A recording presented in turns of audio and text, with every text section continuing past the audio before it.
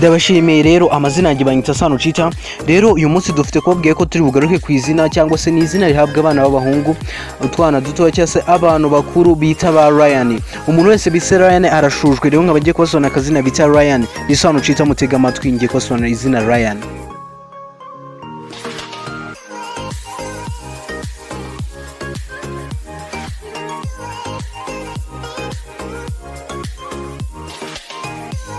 Murakoze, ndabashimiye kuba mukineza amatwi. Ni Sano Chita. Rero Ryan bundi ni izina rihabwa umwana w'umuhungu, rikomoka mu rurimi rw'igiperesi, rikaba risobanura ngo umunyabwenge. Mu bindi bihugu nko mu Bwongereza baryita umwana bashaka kumusanisha n'umwami muto cyangwa se ngo little king.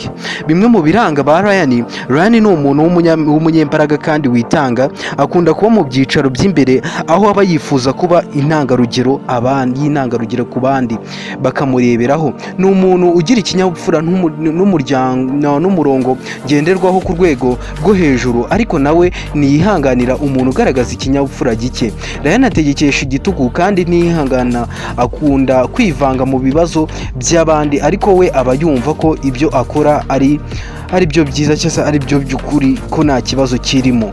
Yita ku nshingano aba yahawe akazikora neza, kandi yirengera ingaruka z'ibyo yiyemeje gukora igihe zibayeho. Rero umuntu bita Ryan ni umuntu wita ku muryango we, kandi ibibazo byawo abishyira imbere ndetse akabihangayikira cyane.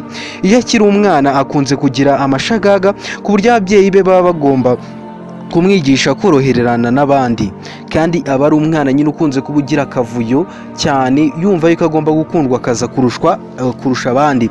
Akunda kubahwa no gushimirwa. Ni umuntu uba ari umuhanga ku buryo utapfa kubimenya ugereranyije n'uburyo agaragara inyuma. Ubuntu bita Ryan, nubwo Ryan agaragara nk'umuntu utisukirwa mu kumureba igihagararo, usanga ari umunyamahoro bitandukanye n'uburyo agaragaramo.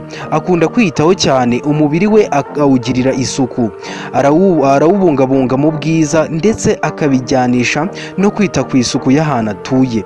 Mu itsinda aherereyemo akunze kuba ari umuyobozi, kandi koko abantu bamubonamo icyizere. Ryan rero ni umuntu ukunze kugaragaza imico ye yose kuri rwa rwego abantu bose baba bagomba kumwizera, kandi yumva nta kintu cyamusubiza inyuma. Ni umwana ukunze kugira urugwiro n'abandi bose, ariko akaba yumva yakundwa akaza kurusha abandi. Yari Sano Chita. Rero ndabashimiye, mwakoze kuntega amatwi, ndabakunda cyane. Wajya kuri IMPESHYI videos kuri YouTube channel yanjye nyine ukama subscribe, comment, like. Love you so much. Have a nice days. Ryan n'abamubyeyi mwese ndabashimiye.